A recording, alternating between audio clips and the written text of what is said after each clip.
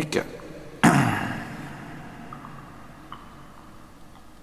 Apua! Jahas. Leponius? Apua! Adonius? Ei ole!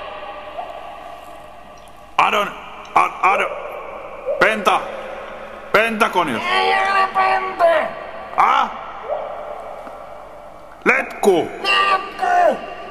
Letku? Minä ei ole täällä! Auta minua!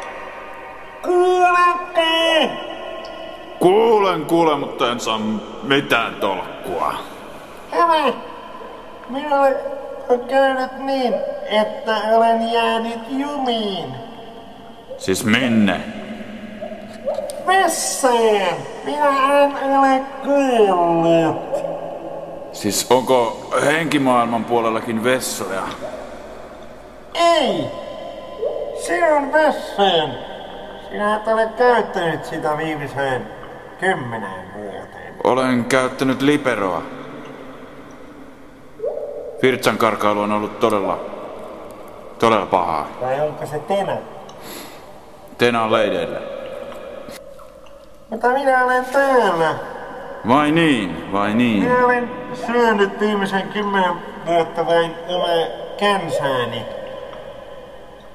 Todella outoa. Mutta kyllä elän. Sen tarvii olla suuri känsä.